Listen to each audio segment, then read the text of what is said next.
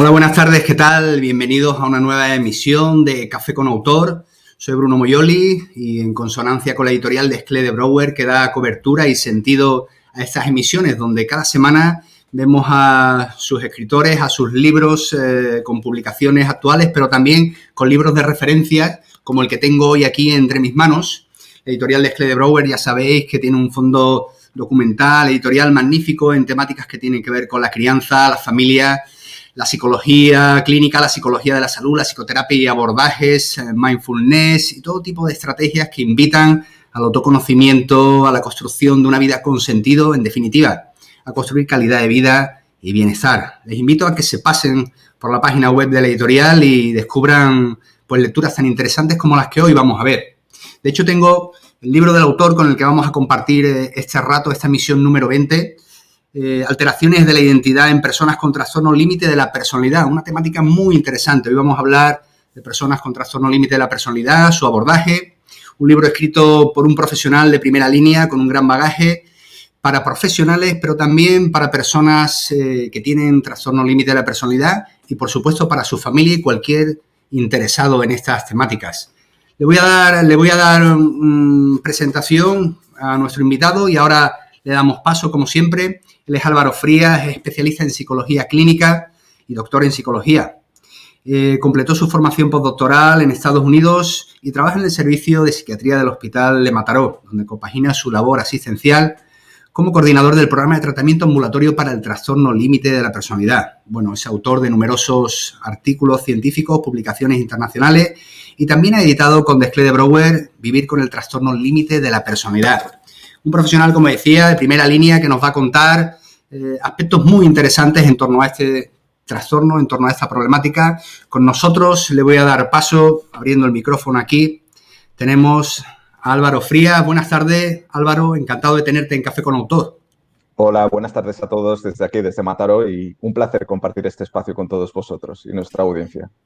Bueno, darte la enhorabuena también por, además de la bienvenida, por este libro también escrito, tan sencillo, pero con muchísimo rigor, con muchísimo contenido, no solamente para profesionales, decía, sino para cualquier persona con trastorno límite de la personalidad, o sus familiares o, bueno, personas en sí interesadas en el estudio de esta psicopatología.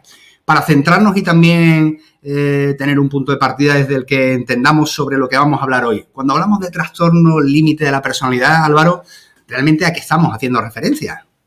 Pues la denominación oficial sería un trastorno de la personalidad complejo, grave, persistente, con oscilaciones en donde destacan 4 tipos de síntomas o clústeres, que se suele decir. Alta impulsividad, elevada inestabilidad o desregulación del ánimo, del humor, problemas interpersonales en las relaciones.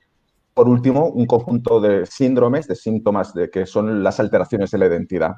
Y este también era es el principal motivo también de exponer este libro, ¿no? Una deuda, que teníamos un tema pendiente a la hora de dedicar solo un libro o de una bibliografía concreta para este conjunto de síntomas más complejos, ya estos que normalmente se ha hablado mucho siempre de las alteraciones de identidad, pero que ha quedado muy relegado, tanto en la lógica empírica del estudio empírico como en la práctica clínica, con estos pacientes y con gente que no necesariamente tenga este diagnóstico.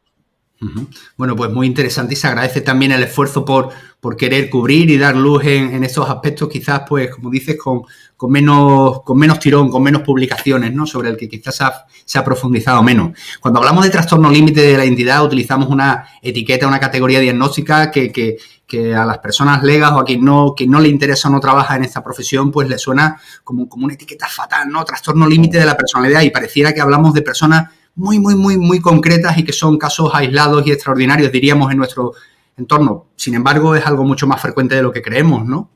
Sí, sin duda. En torno a un 2% de la población general adulta perfectamente se le podría diagnosticar.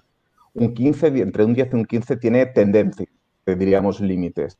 Y luego en la gente que atendemos en los hospitales, por ejemplo, a nivel ambulatorio, un 10-15% tiene el diagnóstico y en las consultas de urgencias llega incluso a un 20%. Por lo tanto, representa mucha gente, representa muchos padecimientos, pero también hay que dejar claro que dependiendo de donde veas a las personas con este diagnóstico, puedes tener un sesgo a decir que toda la gente con TLP son de una determinada manera. Y esto sí que es un tema que quería dejar claro porque me comentan también mucho los pacientes. Deja claro, porque yo también así lo pienso, que representa el diagnóstico a gente que puede ser muy diferente entre sí. ¿De acuerdo? Lo digo más que nada porque en urgencias, por ejemplo, se está acostumbrado al perfil muchas veces diagnóstico TLP, está muy asociado a la irritabilidad y a la agresividad, pero hay que dejar claro que mucha gente con TLP sufre en silencio y hasta que no está ya, por así decirlo, una situación crítica, perfectamente mucha gente podría no ser consciente de ello. Por lo tanto, reflejar y reconocer la heterogeneidad de gente con este diagnóstico es también un tema que quería remarcar mucho en este sentido y en esta definición. Bueno, sin duda ahí también la pericia, la formación, por supuesto, y el ojo clínico de los profesionales resulta fundamental para saber discernir, ¿no? Y señalar una categoría diagnóstica y no otra. No sé si en tu experiencia, por las personas, los pacientes con los que trabajas, descubres que muchos de ellos han sido, bueno, no han sido diagnosticados oportunamente, y eso ha supuesto pues también años asistiendo quizás a servicios de salud mental sin obtener la respuesta adecuada y sin tener una terapéutica adecuada para lo que le estaba ocurriendo, ¿no? Normalmente lo que solemos ver o ser conscientes a medio plazo, no a corto plazo, son dos cosas. Una, que se acierta el diagnóstico que diríamos de G1, padece una depresión, padece un cuadro de ansiedad, incluso padece un abuso de sustancias o padece un trastorno alimentario o incluso padece estrés postraumático. Se acierta muchas veces a hacer el diagnóstico que llamamos de G1, pero no se advierte la raíz, por así decirlo, o el problema de personalidad que subyace a ello o que acompaña profundamente a ello. Y entonces muchas veces el diagnóstico de TLP se añade mucho tiempo después. Y otras veces el problema no es que se haya obviado y no añadido al inicio, sino que a veces el problema es que se confunden. Y ahí sí que nos pasa esto, ya te diría más bien a todos los profesionales. Por ejemplo, un diagnóstico que a veces no es comórbido, sino que a nivel de diagnóstico diferencial puede haber problemas, más allá de lo que parezca en teoría, es entre trastorno bipolar y trastorno límite. Aparentemente en los libros y en la ciencia está muy clara la distinción, pero luego realmente en la práctica diaria, una persona con un trastorno con manías mixtas o incluso con un cuadro de trastorno esquizoafectivo tipo bipolar, perfectamente, si no haces un diagnóstico longitudinal, no solo transversal, perfectamente puedes pensar que tiene TLP y no es una persona con TLP. O sea que hay varios temas de debate muy importantes en ese sentido. A veces entiendo también que el hecho de que una persona con TLP pueda acudir a un servicio especializado donde un profesional con las herramientas y la pericia adecuada puede diagnosticarlo, depende también de que, bueno, pues la sintomatología que presente, ¿no? Pues sea exacerbada, llamativa incluso para su entorno, ¿no? Digo esto porque en alguna ocasión he podido trabajar con familias que de alguna manera asumían que determinadas conductas o circunstancias específicas que provocaban pues ciertas reacciones en uno de los miembros, pues de alguna manera se consideraba como una cuestión propia de su personalidad, ¿no? Sin sospechar que bajo esas características pues realmente había una psicopatología, ¿no? Un trastorno, ¿no? Que necesitaba ser atendido. Si te soy plenamente honesto, y no es un tema solo, pero es que igual lo que digo no es estrictamente políticamente correcto, yo normalmente no recomiendo hacer un tratamiento, con un muy especialista. ¿Por qué? Porque cuando uno es muy especialista en algo, acaba viendo ese diagnóstico en todo. No veo otra cosa. Y no es broma. Esto es una cosa que yo he tenido que trabajarme mucho conmigo, ¿vale? Y le pasa también a profesionales que con el trastorno por déficit de atención con hiperactividad. Le pasa a profesionales que ven autismo. Entonces, los superprofesionales o los superexpertos yo creo que son muy adecuados para lo que sea la parte del tratamiento. Para la parte que es el diagnóstico, no honestamente no recomiendo que sea un superespecialista, porque normalmente los superespecialistas tendemos a tener miras en ese sentido muy sesgadas. Sí, es lo que pienso y por eso te diría, entonces, la recomendación para tratamiento siempre, pero para evaluación, open mind. Alguien más que vea un poquito de todo. Porque es como ir a un cirujano, ¿no? Te va a decir algo que tiene que ver directamente con su sesgo, ¿no? Entonces, ¿es importante ir a un clínico? Sí, sin duda. A un súper experto, cuidado. Bueno, pues se agradece también la apertura y la honestidad, la necesitamos, faltaría más. A fin de cuentas queremos dar respuestas y luz en una cuestión tan compleja como es esta, ¿no? No hablamos de un trastorno menor, ni mucho menos, ¿no? Para nada.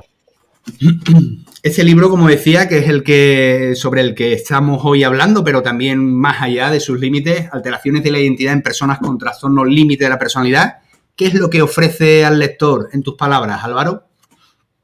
Es un intento creo que bastante sólido, aunque evidentemente pendiente de evolución y desarrollo, de ofrecer claridad en algo que muchos profesionales hablan, pero luego cuando se les busca que se les dé una definición más clara de qué están hablando, cómo trabajarlo, todo el mundo se queda pensando.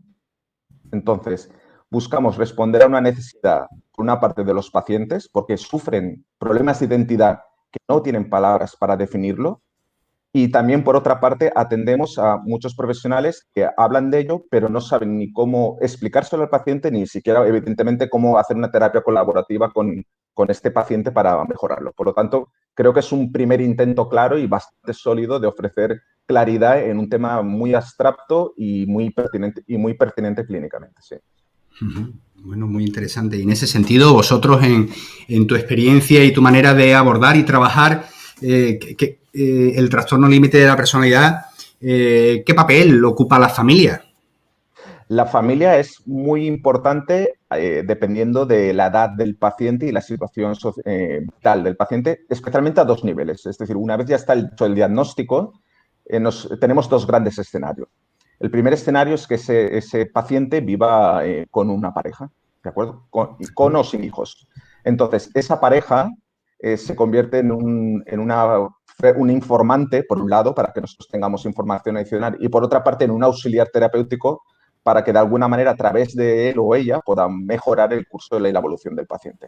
Ese sería, por lo tanto, un perfil seguramente más de paciente ya con un diagnóstico de TLP y que ya tendría perfectamente ya unos 35, entre 35 y 55 años. Y luego está el otro perfil familiar que atendemos en consulta, es un diagnóstico mucho más precoz, por lo tanto, una asistencia mucho más temprana, 18, 17 años incluso, que ya se puede hacer el diagnóstico si lo ves muy claro, 19, 20, 25, en donde ese paciente con TLP, que está en la etapa seguramente de más eclosión, de impulsividad y explosividad, vive con los padres o con uno de los dos padres o va alternando una casa sí, una casa no. Entonces, ahí el asesoramiento ya va más dirigido a los padres. Por lo tanto, coinciden diferentes tipos de síntomas, de periodos de evolución del problema, y por lo tanto la muestra familiar a la que atendemos y a la que por así decirlo, colaboramos es diferente y va en esta dirección que te he comentado. Qué interesante. Es un trabajo entonces también con esa perspectiva sistémica, integral, ¿no? Donde los distintos componentes familiar, comunitarios, sociales, los distintos profesionales, cada uno participa de una manera, ¿no?, determinada.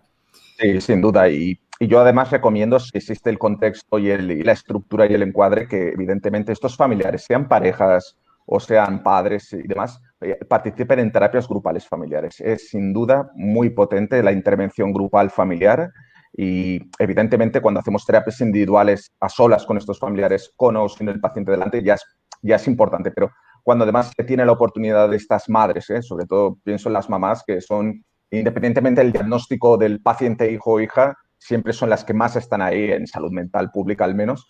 Estas mamás es importante que vean a otras mamás para saberse que no están solas, para identificar sus propios sentimientos como no moralmente reprobables y que vean a mamás que están en un periodo de evolución del manejo del problema del hijo o la hija diferente y que puedan incluso en ese contraste y comparación aprender a entender mejor lo que les pasa a sí mismas. Qué bueno, qué buena perspectiva esa. Mira, Álvaro, nosotros en Café con Autor tenemos siempre la compañía, presencia y estímulo de gente que nos sigue, que hoy también pues van dejando sus comentarios y sus saludos.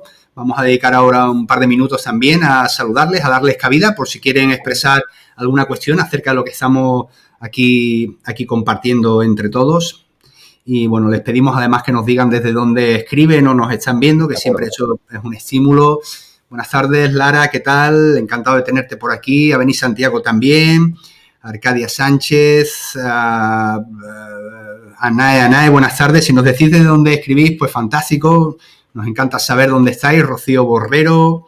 Elena de aquí, muy acertado lo que está diciendo. Manoli Moreno también. Buenas tardes, querida amiga, ¿qué tal? Dora Cruz, desde México, buenos días. Un placer. Trinidad Trini, fuerte abrazo también para ti, querida amiga. Y bueno, este también lo conocemos ambos dos, ¿no? Bueno, por lo que interesante la apuesta de traductores que disciernan sobre los distintos temas, me parece que sí. Manuel Guerrero, y mira, este saludo es para ti, de su parte. Igualmente, Manuel, un placer. Un placer tenerlo.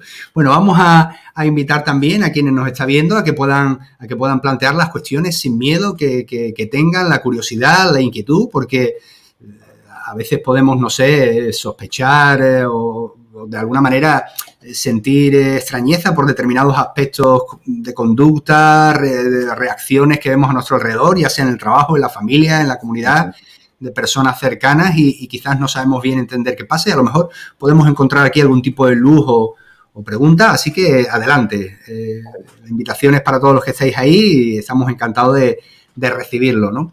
A mí me gustaría ahora, y vamos a dejar aquí exactamente, ahora esto así, ¿ves? A mí me gustaría que nos pudieras también dar luz, Álvaro, en la cuestión de la identidad, ¿no?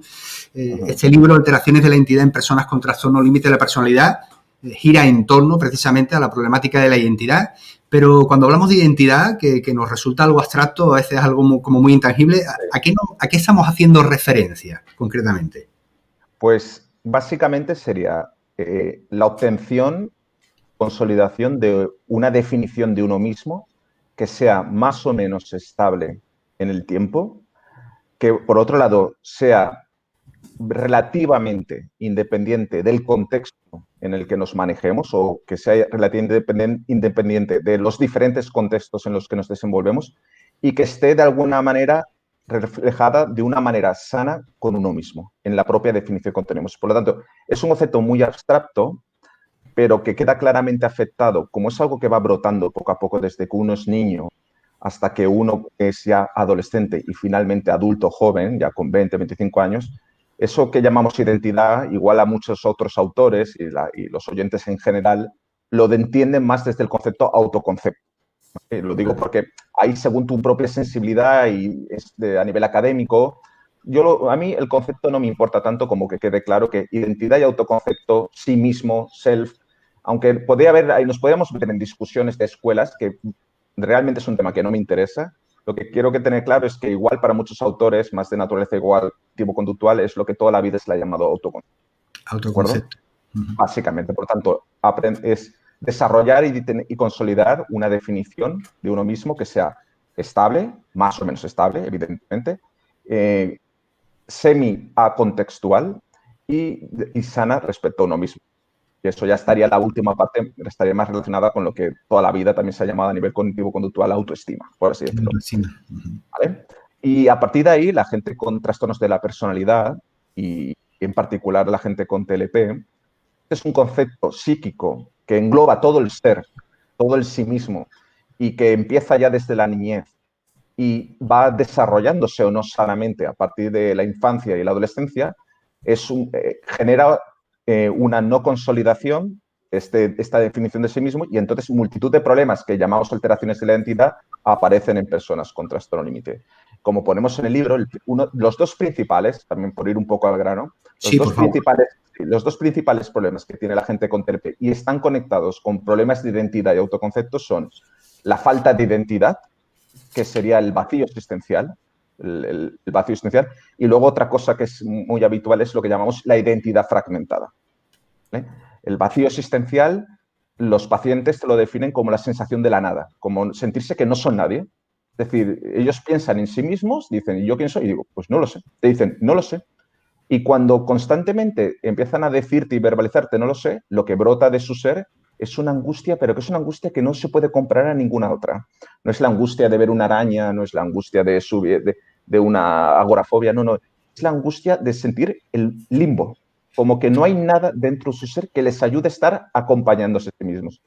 Y de esa angustia existencial ya derivan adicionalmente otros muchos problemas de identidad añadidos, que ya serían otros capítulos del libro. El otro tipo de alteración de identidad que es como muy primario, es en el que el capítulo 8 hablamos como identidad fragmentada. En la identidad fragmentada no es tanto que el paciente no sepa quién es, o sea, que el paciente no encuentre quién es, sino que lo que te dirá es que se define como muchos seres diferentes, como si tuviera múltiples personalidades. Del paciente lo que te dice es que tengo personalidad múltiple. Cuando tú ya hablas con él, te das cuenta que el problema no es que tenga, como dicen los norteamericanos, de la personalidad múltiple, Lo que pasa es que tienen como, nosotros intentamos decir de una manera cariñosa, le llamamos como mini yoes, ¿vale? Tienen muchos mini yoes muy contradictorios entre ellos, que se llevan además muy mal, que incluso a veces incluso pueden tener sonoridad, que llamamos a veces incluso alucinaciones, que llamamos catatímicas, y que van como discutiéndose en su cabeza y se van alternando. Entonces, el paciente con trastorno límite, desde esta identidad fragmentada, puede en una misma conversación reaccionar y relacionarse y conversar contigo bajo caras muy diferentes, en función, por así decirlo, de qué parte de su identidad, que hemos dicho que es muy fragmentada, se vaya activando. Por ejemplo, dentro de las identidades fragmentadas, las más habituales en TLP suelen ser, por ejemplo, una en donde el paciente adopta una tonalidad o lo que llamamos un estado mental, por así decirlo, muy frágil, de alta vulnerabilidad.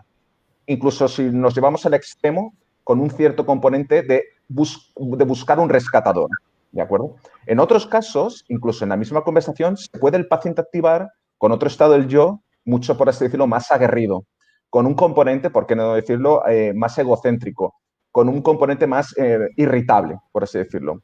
Y en otros casos, incluso la misma persona, en la misma conversación, según igual un gesto que vea en tu cara o según se conecte con un recuerdo diferente o no, puede conectarse con otro estado del yo, que sería, por así decirlo, por ejemplo, más dogmático, mucho más rígido, mucho más estoico, pero llevado al extremo, ¿de acuerdo? Entonces, al final, ni el interlocutor ni el paciente tienen claro qué son, porque el paciente cuando va conociéndose dice, es que creo que estoy loco o estoy loca, que es otra de las cosas que se exclaman mucho a sí mismo, ¿no? Porque yo no sé quién soy, yo empiezo a reaccionar, a cambiar de estado cada X segundos o minutos y al final es que me estoy volviendo loco. Entonces, a grosso modo, podríamos decir que estas dos alteraciones de la identidad son como muy primarias en TLP y están en la raíz de muchos otros problemas de identidad y están claramente conectados con otra psicopatología del.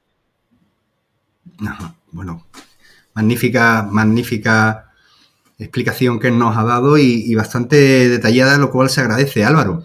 Te estaba escuchando y me preguntaba, y así lo comparto ahora contigo, con quien nos escucha, si el trastorno límite de la personalidad se mantiene latente en la persona y tiene que haber, digamos, disparadores, estímulos que lo inciten, o por el contrario empieza a manifestarse cuando le toca, vamos a decir, evolutivamente hablando. Ahí, igual que hemos comentado al inicio, que dos personas con el diagnóstico pueden tener síntomas muy diferentes, y es así, también te diría que en el curso o evolución del problema, y no solo en las causas, hay muchas diferencias. Y también yo diría que es un marcador de gravedad. Por ejemplo, hay pacientes que bastantes síntomas. Da igual incluso los estresores externos presentes sean mayores o menores.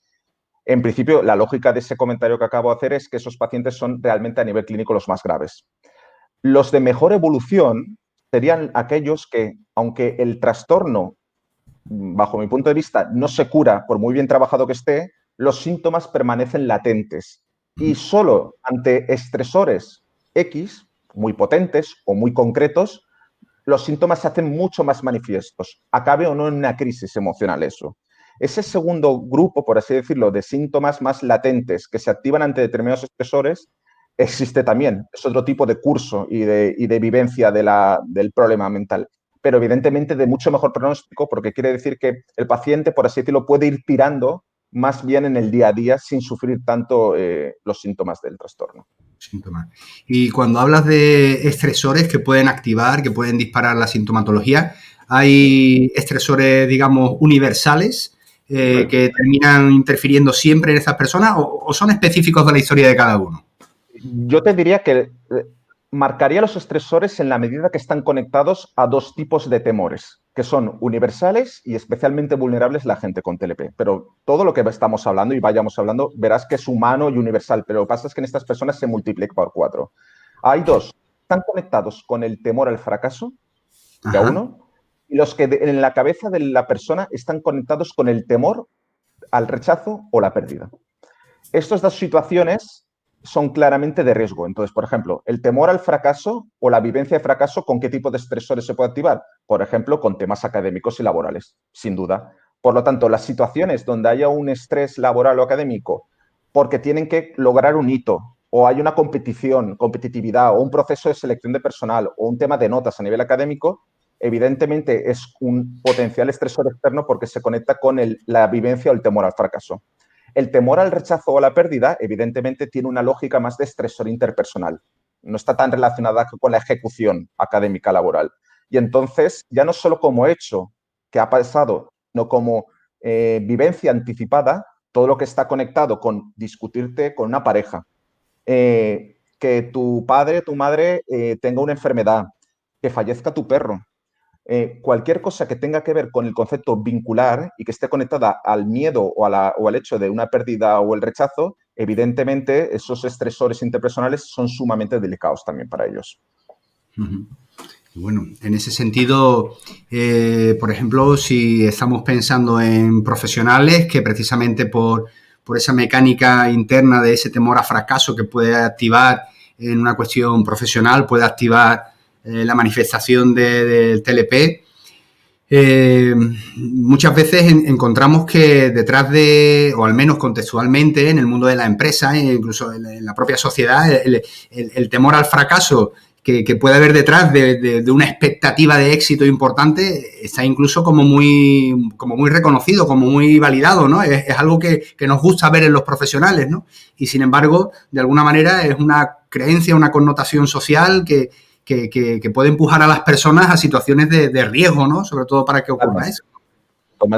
La gente con TLP es que no viene de Marte. Siempre lo comentamos en los grupos y a los estudiantes, másters y pires, que la gente con TLP le pasa lo que le pasa a la mayoría de la gente, pero multiplicado por 4. Y eso acaba en que vivan la vida internamente o externamente muy caótica y muy intensa.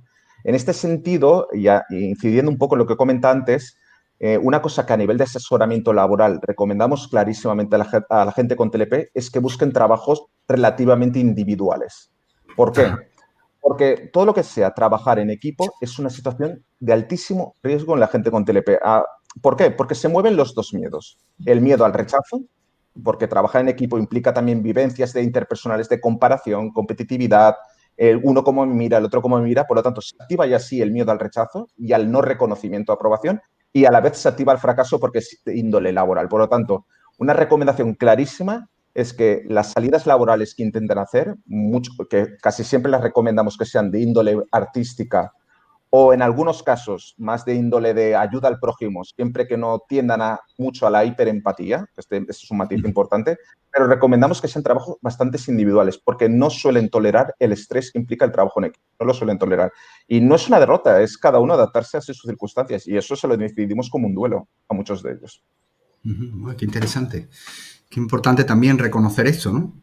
Mira, Álvaro, están entrando una serie de cuestiones que quiero compartir contigo de quien nos sigue porque me parecen también muy interesantes y que ayudan a enriquecer pues precisamente todo lo que estamos comentando ahora mismo, ¿no? Nos pregunta Lara Esimino, ¿la inestabilidad afectiva es un rasgo constante en las personas con TLP o solo se da en algunos casos? Yo diría que es un síntoma primario. Pero es un síntoma primario. Igual que, por ejemplo, la impulsividad suele bajar claramente con la edad y tiene un criterio biológico, la inestabilidad emocional sería, por lo que diríamos, muy patonomónica del TLP. ¿Qué pasa? Que una cosa es que esté en la base del TLP y otra cosa es que se vea o se manifieste. Por ejemplo, mucha gente con inestabilidad emocional, eso obligadamente no tiene por qué llevarte a tener polos o picos de ira. Hay gente con TLP que dentro de su inestabilidad emocional no tiene picos de ira y sus picos oscilan más entre la angustia y la tristeza, dentro de lo que es de la desregulación o inestabilidad. Y luego hay otro matiz importante. Muchas veces no será visible en la persona con TLP la inestabilidad emocional, es decir, la montaña rusa, porque predomina la clínica depresiva. ¿Por qué predomina la clínica depresiva? O el paciente está como aplanado constantemente porque tiene otro diagnóstico adicional. En este caso suele ser la distimia. Muchos pacientes con TLP, especialmente a partir de los 45, 50 años, en todo el contexto de fracasos ya acumulados, de castigo, de deterioro mental y físico, también mental por el abuso de benzodiazepinas que hacen abusando de otras drogas y el aislamiento, después de mucho fracaso, los pacientes con TLP se deprimen. Y esta depresión más crónica le solemos llamar distimia. Y entonces, como el paciente está constantemente triste, no se manifiesta como tal la desregulación emocional. Luego hay que dejar claro que algunas desregulaciones emocionales en TLP, en personas que tienen TLP, no tienen por qué deberse al TLP en sí. Por ejemplo, Una persona puede tener más o menos de base manejada la desregulación emocional, pero si empieza a mezclar sustancias, cocaína y alcohol, lo vamos a ver desregulado. Y ese paciente desregulado, podemos pensar que ha tenido una recaída del TLP, del síntoma de desregulación emocional, y no es cierto. Está desregulado por la acción biológica propia de la abstinencia y la intoxicación de los fármacos. Y luego otra cosa que hay que tener clara es que un 15% más o menos de gente con TLP tiene además trastorno bipolar. No solo es un diagnóstico diferencial, sino comórbido. Y posiblemente esa persona que vemos desregulada, creemos que está con una recaída o empeoramiento del TLP y no es cierto. Está pasando una fase mixta o hipomaníaca del trastorno bipolar. O otra cosa, una persona con TLP puede tener desregulación emocional, pero tenerla controlada, pero tiene un trastorno de estrés postraumático adicional. Y la desregulación emocional también es un síntoma del trastorno de estrés postraumático adicional. Por lo tanto, todas esas variables y esos matices es importante tenerlos muy en cuenta a la hora de cómo leamos la desregulación emocional. Bueno, muy bien, Lara, muchas gracias por esa pregunta. Nos comenta también Remedios Hierro. Álvaro, ¿una persona con este trastorno puede confundir su género? ¿Puede ir de estar tranquila a tener reacciones violentas en segundos? Bueno, son dos preguntas distintas, pero interesantes las dos, creo yo. Sí. Aquí diríamos que hay dos variables. Una alteración de la identidad, el que el paciente, dentro del vacío existencial, necesita como acogerse a algo. Es decir, cuando uno no sabe quién es, pues va como copiando, imitando. Es decir, una de las alteraciones es el camaleonismo social. En el mundo posmoderno que estamos, hay un riesgo de que el concepto identidades difusas, ¿vale?, que es un concepto más bien fuera del género binario, el TLP, la persona con TLP, aunque realmente no tenga un género no binario, se acoja, por ejemplo, a una supuesta identidad difusa porque necesita acogerse a algo de alguna manera. Por lo tanto, muchas personas con TLP que tienen vacío existencial, desde el influjo cultural posmoderno, pueden aparentemente adoptar un género no binario, es decir, no sentirse ni plenamente hombres ni plenamente mujeres. Eso por un lado, pero luego hay otras personas con TLP que, más allá del vacío existencial, es que realmente no se sienten ni plenamente hombres ni plenamente mujeres, y es así, muchas de ellas. Estamos hablando ahí, por lo tanto, de la identidad de género o sexual, como se decía antaño, ¿de acuerdo? Entonces, normalmente yo la experiencia que tengo con la gente con TLP es que la identidad no binaria que experimentan internamente no la viven con especial sufrimiento. Se sienten relativamente cómodos con ella. Por lo tanto, yo no recomiendo psicopatologizarla. No lo recomiendo para nada. Normalmente, en algunos pacientes con TLP jóvenes, esto pasa por ser algo autolimitado y transitorio en la vida. En otros, a medida que van ganando años, acaban definiendo mejor su identidad. Por lo tanto, el resumen que yo haría es no psicopatologizar el género no binario de los pacientes con TLP y normalmente deciros además que queda generalmente bastante autolimitado a las primeras décadas de vida. Luego lo acaban definiendo. Aparte, habría que diferenciarlo esto de lo que llamaríamos orientación sexual, que no es lo mismo, evidentemente. Y mucha gente con TLP es plenamente bisexual, muy bisexual. No simplemente es una exploración de la actividad, no es lo que dirían algunos de promiscuidad o vicio, no va por ahí, ¿de acuerdo? La gente con TLP tiene la mente mucho, mucho más abierta para lo bueno y para lo malo de lo que puede tener la población general. Y entonces las etiquetas convencionales no van con ellos muchas veces, no van. Es que la gente con TLP, en ese sentido, se sale del concepto convencional. Entonces, en ese sentido también la orientación sexual plenamente puede ser bisexual o ir siendo inicialmente exploratoria en ambos polos y con el tiempo ya ir definiéndola mejor.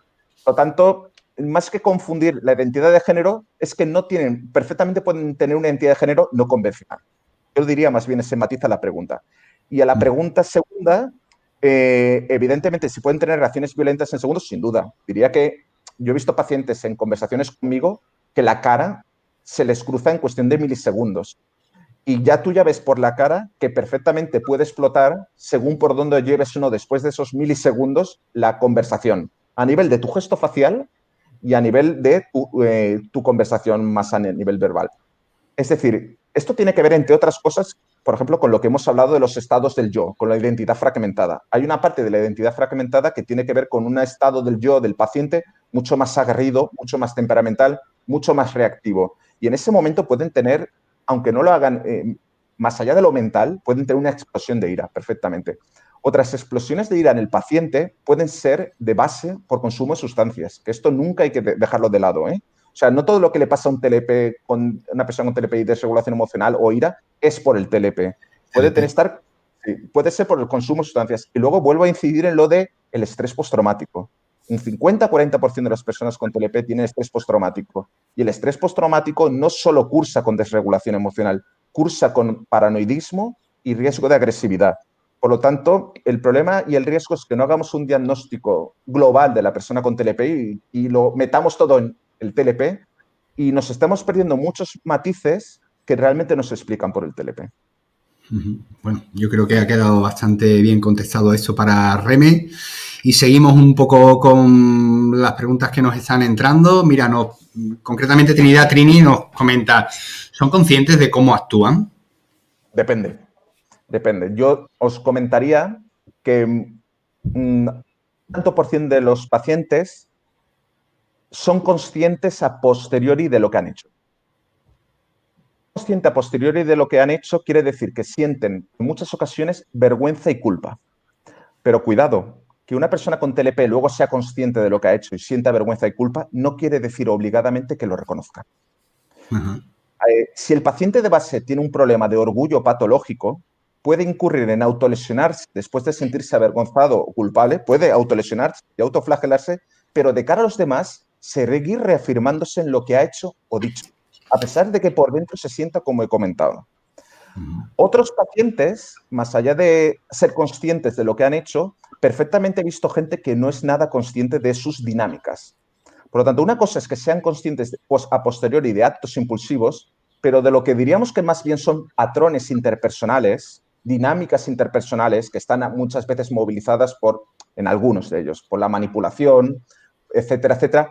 Muchos de ellos lo tienen tan interiorizado desde que son niños, no adolescentes, niños, y lo tienen a la vez tan normalizado que a veces o no son del todo conscientes de lo que hacen o a veces no son del todo conscientes de las consecuencias que eso tiene para su vida o para el otro. Venir a terapia grupal o individual, ya cuando son adultos, lo notas lo que estoy comentando, porque hay un momento que estás dando explicaciones o estás trabajando ciertas cosas y notas cómo el paciente hace clic. Y cuando hace clic es cuando interiormente el paciente está diciendo, hostia. Y tú notas en esa cara y luego te lo verbaliza el paciente y te dice, ahora lo entiendo. Y entonces es un momento vital en la terapia porque el paciente ha conectado, es como si hubiera visto con una cámara GoPro, hubiera visto lo que no había podido ver. Porque a los seres humanos nos pasa algo, y esto no es de TLP, nos pasa algo, y es que tenemos ojos para ver lo que hacen los demás, eso ya tiene mucho sesgo, pero no tenemos ojos para ver cómo actuamos.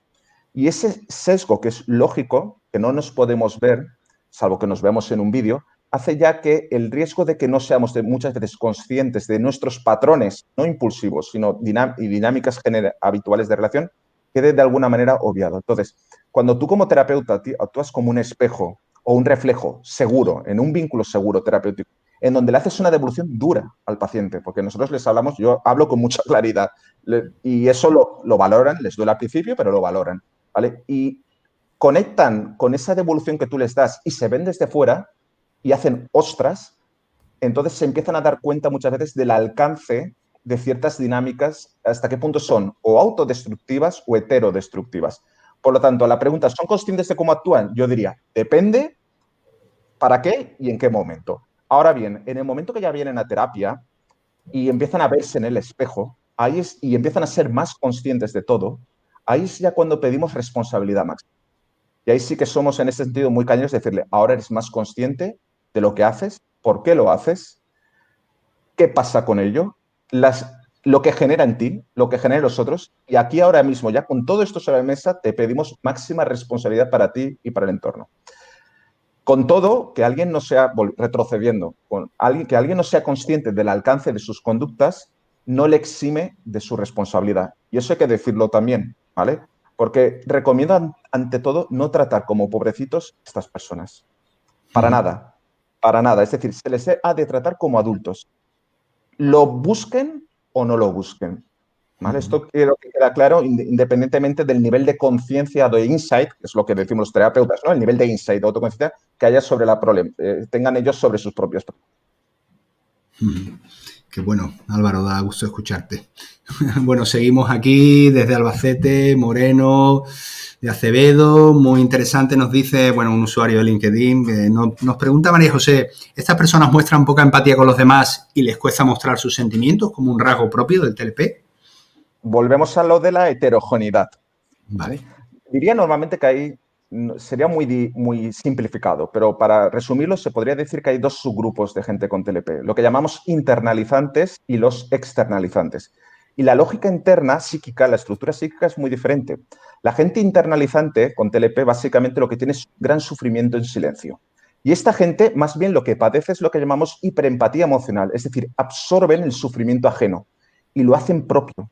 Y muchas veces ayudan y cuidan al mundo porque no pueden tolerar el sufrimiento que el mundo les genera. A veces incluso se aíslan para no sufrir con lo que pasa en la humanidad. No pueden ni poner la televisión muchas veces. No la pueden. O sea, se acaban yendo a una masía. Aquí en Barcelona se irían a una masía en Argentona y desaparecen porque no pueden soportar el nivel de sufrimiento. Esa gente de base con TLP internalizante es hiperempática. Es decir, y el problema es que no se ponen en ellos, en su piel. Se ponen constantemente en la piel del mundo vulnerable.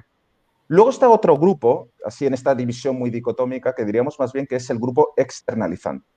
El grupo externalizante es más en la línea de la primera parte de la frase. ¿Vale? La segunda parte de la frase sería el grupo internalizante y la primera parte de la frase es el grupo externalizante.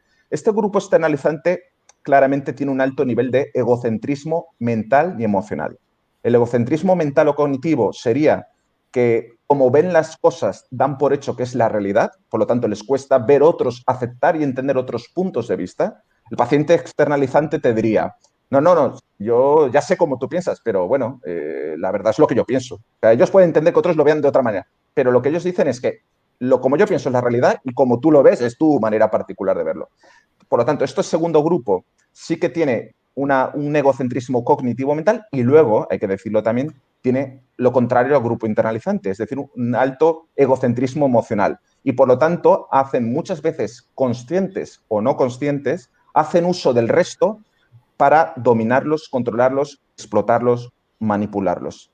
A veces conscientemente, sí que es cierto, y otras veces no del todo conscientemente. Depende, a eso habría ya que ir según caso a caso.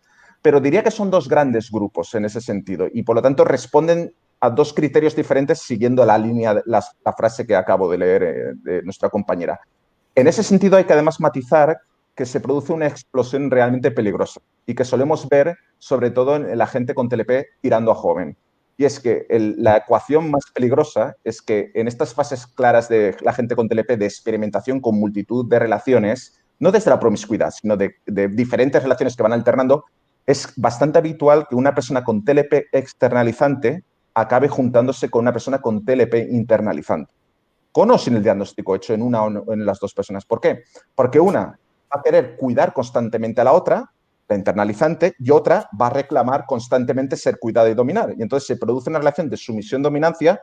Y yo cuando muchas veces he podido conocer a estas, no solo al paciente identificado, ha venido esta pareja que no, digo, madre de Dios, esta persona realmente también tiene el diagnóstico, pero es el otro grupo, ¿no?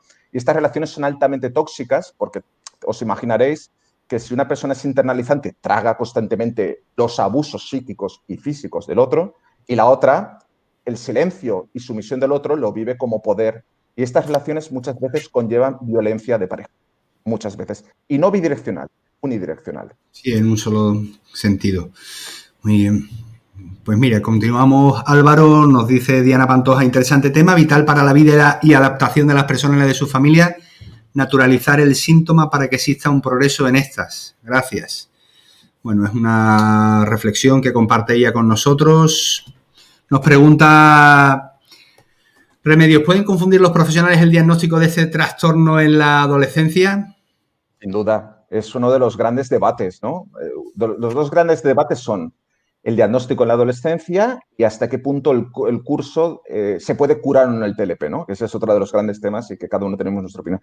Claro, por supuesto que se puede confundir y hay que dejar claro que tener los síntomas un año, por ejemplo, o menos de un año, por muy aparatosos y visibles que parezcan y sean, en principio no es suficiente. No es suficiente. Hay que ser precavido porque es una etiqueta que mal empleada o empleada de una manera precoz y prematura o un poco incluso negligente, puede quedar ya de por vida o durante demasiados años en una persona que no necesariamente. Entonces, lo que tiene que quedar claro es que si se pone la etiqueta es porque hay una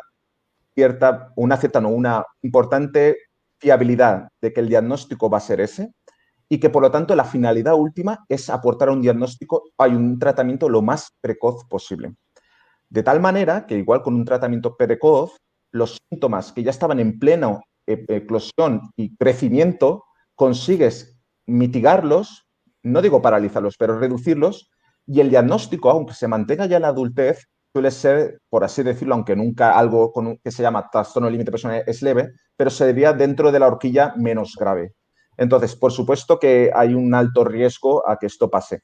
No obstante, yo querría decir que la gente que trabaja en psicología infantojuvenil suele ser bastante, yo la experiencia que he tenido, suele ser bastante resistente a poner un diagnóstico de TLP, porque justamente la gente que es especialista en psicología infantil es muy consciente de que los síntomas pueden ser polimorfos, transitorios, y que muchas veces la eclosión, no sé si definitiva, pero más clara, aparecerá en la adultez. Entonces, lo que sí que es importante es que el diálogo entre profesionales infantiles y adultos, el curso clínico, perfectamente se puede poner que esta persona puede tener rasgos límites. Yo recomiendo sobre todo que si el terapeuta infanto-juvenil lo tiene bastante claro y hace un traspaso ya a un terapeuta adulto o no, de cara a un informe, perfectamente, pueda poner rasgos límites en la personalidad.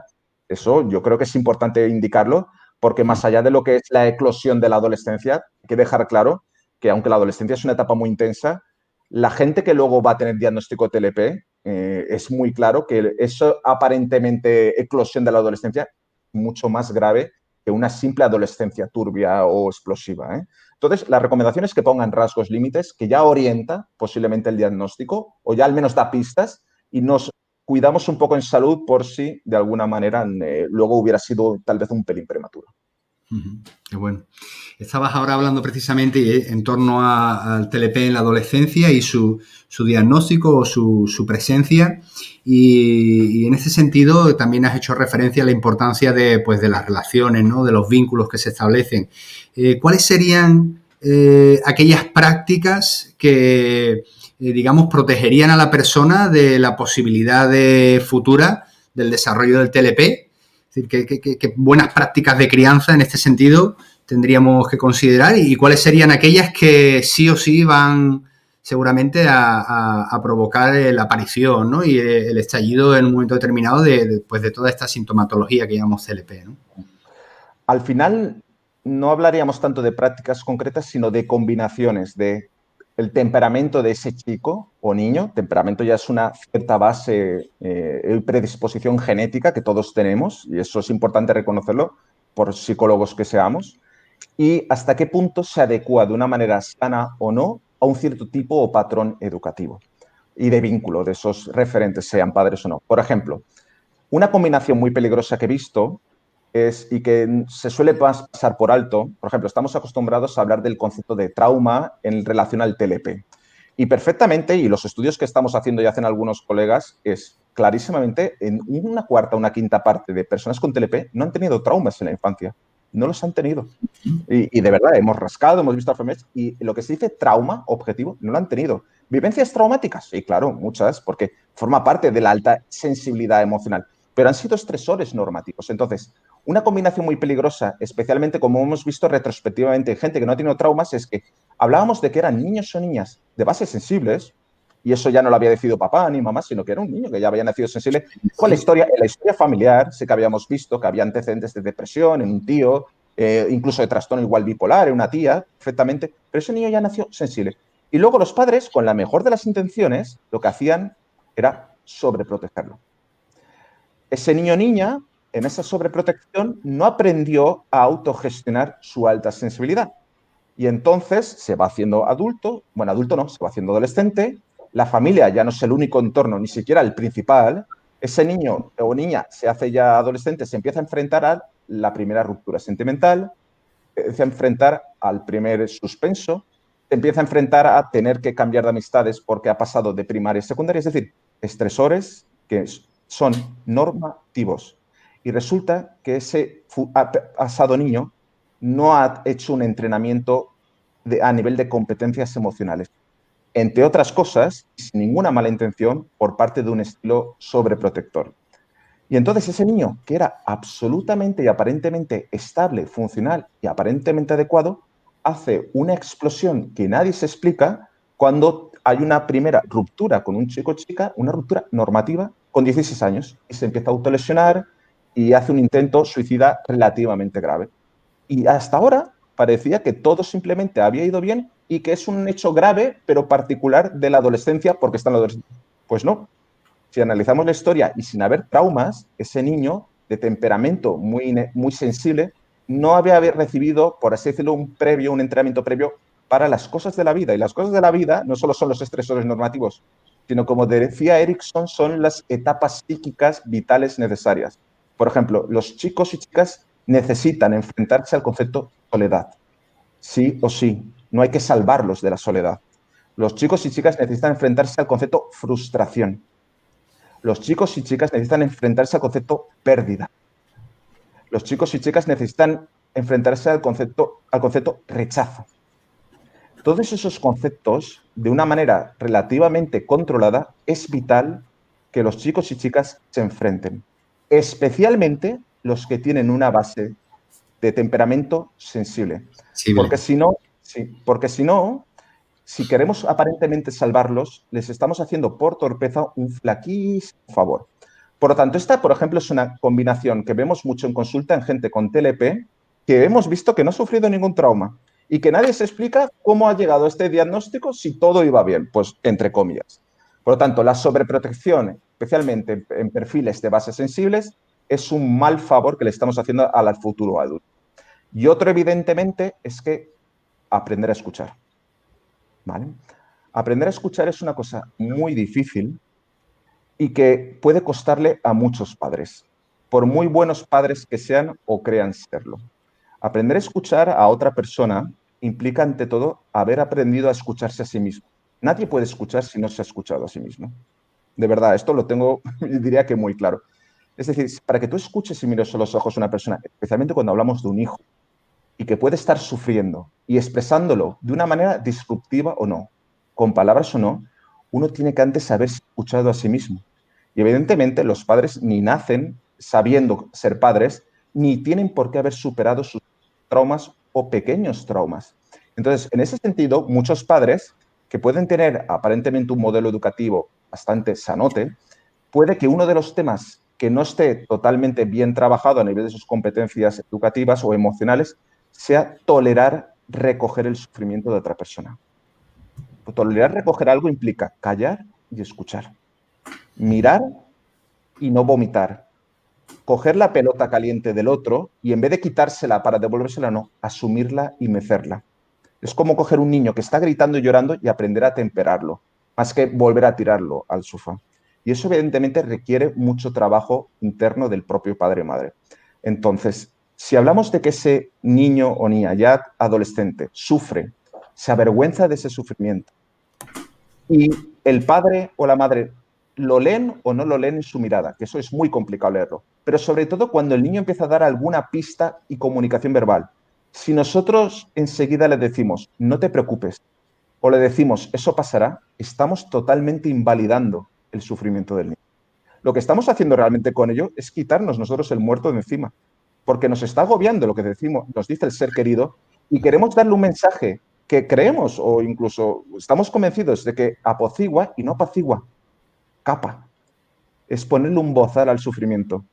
Por lo tanto, independientemente del modelo educativo, otra cosa muy importante es aprender a escuchar y coger sin hablar.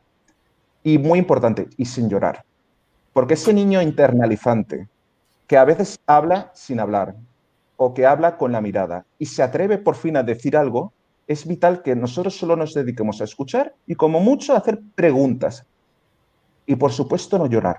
Porque si nos ve llorar en ese momento, él lo va a recoger como una señal de estar haciendo sufrir al familiar, incluso de sentirse culpable de hacer sufrir al familiar querido. Y entonces lo que va a decidir es minimizarlo y no volver a decirlo. Por lo tanto, aprender a escuchar con serenidad es vital. Y eso es independientemente del modelo educativo. Y con futura gente con TLP, especialmente los internalizantes, es muy, muy, muy importante. Qué bueno, qué bueno, qué bueno, qué bueno. Álvaro, se nos va pasando el tiempo con una velocidad tremenda. Hay cuestiones muy interesantes que siguen planteándonos. Permíteme que recoja alguna que todavía no ha salido, porque hay alguna otra que sí redunda un poquito y bueno, por lo menos dedicar estos últimos minutos a ampliar la visión. Y concretamente es esta que había visto por aquí. ¿Hay algún tipo de tratamiento que pueda resetear? Quizás no es el término, pero bueno, lo recogemos, a estas personas de su problema y encauzarlos debidamente. ¿Sin medicación es posible? Bueno, pues si alguien puede contestar eso, también eres tú, Álvaro. Vale.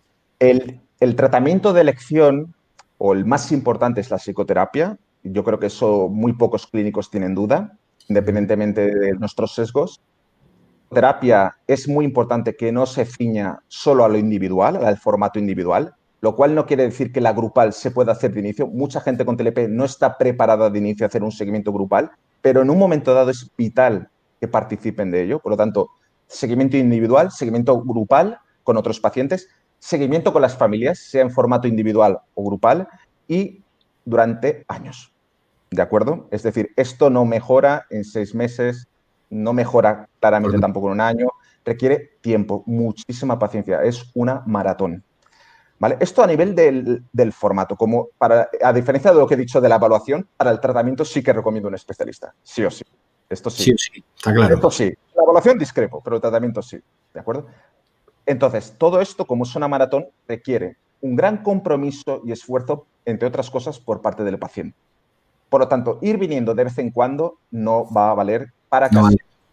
La constancia, la paciencia, la tolerancia y la asunción de que esto es una maratón y que va a haber momentos de todo es vital. ¿Y cuál es lo que podemos obtener de beneficio? Las personas con este diagnóstico que aceptan, asumen y pueden recoger todas estas variables suelen mejorar entre algo y mucho. Ahí hay 3 grupos de evolución. Los que reciben un tratamiento adecuado y pertinente y duradero normalmente mejoran algo, 1/3, y 2/3 mejoran bastante. Algo, ¿qué quiere decir? Poder tener una vida digna. Bastante, ¿qué quiere decir? Tener una vida bastante funcional. Pero tengo que decir que el concepto curación, bajo mi punto de vista, estrictamente hablando, no existe. Los manuales, los artículos científicos utilizan el concepto remisión. Remisión no es curación. Remisión es volver a pasarles unas entrevistas, unas escalas y que no puntúen como antaño. Es decir, no puntúen cumpliendo criterios diagnósticos. Pero hay que dejar claro que la aspiración es flexibilizar los rasgos de personalidad, que eso lo logran, mejoran la autoconciencia, mejoran la autorregulación y manejo de los propios síntomas, aprenden a quererse de una manera más sana, a comunicarse de una manera más sana, y esto redunda evidentemente en que haya un mejor progreso. El tratamiento farmacológico es vital y de inicio no recomiendo poner fecha de caducidad, ¿de acuerdo? Tanto para los pacientes como familiares. Suelen ser 2 tipos de fármacos los que suelen funcionar y casi siempre vienen a atacar la desregulación emocional. Los antidepresivos, y durante los últimos años se dan especialmente los estabilizadores del ánimo, del humor, ¿vale? Yo diría que son aún más potentes para la desregulación emocional que los primeros que hemos comentado. Como base, recomendamos que el tratamiento no tenga fecha de caducidad farmacológico. Hay que vigilar mucho los ansiolíticos. Hay un subgrupo de pacientes que acaba abusando de las benzodiazepinas o las utiliza para el mono si tienen con el tema de las sustancias o sin demás. Entonces, con el tema de los ansiolíticos, sumo cuidado. Incluso si un familiar está tomando ansiolíticos, recomiendo tenerlos controlados porque, primero, no darlo al paciente, por supuesto, si no hay criterio profesional. Y segundo, además, recomiendo tenerlos vigilados porque algunos, si están haciendo una dependencia o abuso de benzodiazepinas, pueden tener la tentación realista de cogerlos de ese familiar. Entonces, esto sería un poquito la visión a esta pregunta general.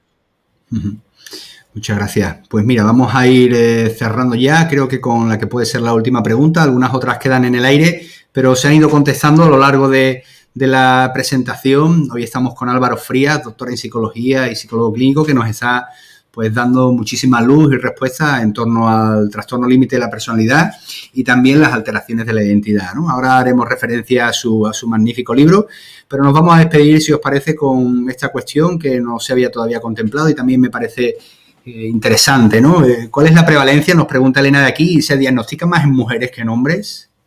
Sí, la prevalencia general en población, es decir, si fuéramos ahora patio por patio tocando las puertas de las casas y la gente fuera honesta en las entrevistas clínicas, en torno a un 2% de la población general adulta podría tener el diagnóstico de TLP. Luego está el tema del diagnóstico. La respuesta concreta es sí. Se diagnostica en mayores número de mujeres que hombres en población clínica, es decir, en los ambulatorios y hospitales. Sí, pero esto no quiere decir que en la calle haya más mujeres con TLPs que hombres, porque no es cierto. ¿Qué es lo que hemos ido viendo? Que los chicos con TLP tienen un nivel de impulsividad y conducta antisocial mayor que las mujeres.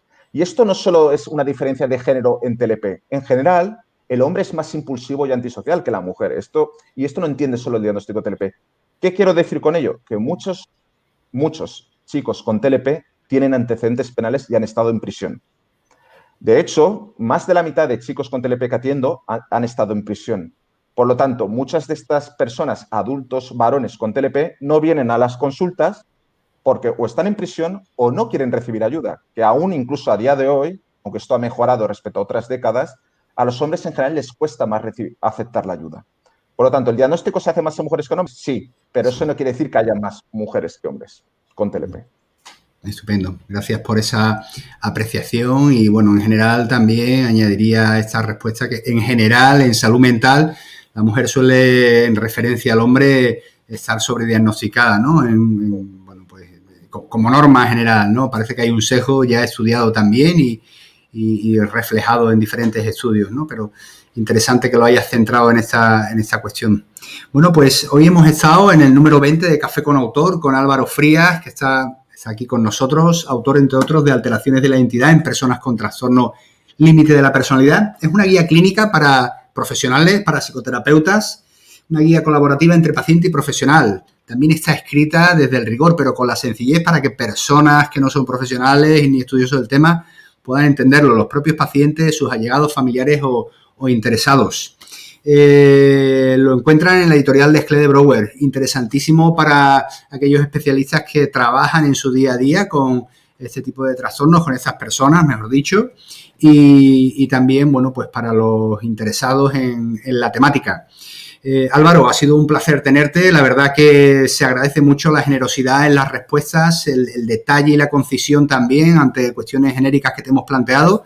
Nos has dado mucha luz sobre un trastorno muy complejo, gran desconocido, diría, al menos por mi experiencia, para los profesionales, excepto para aquellos que realmente os centráis en él y os especializáis porque es necesario.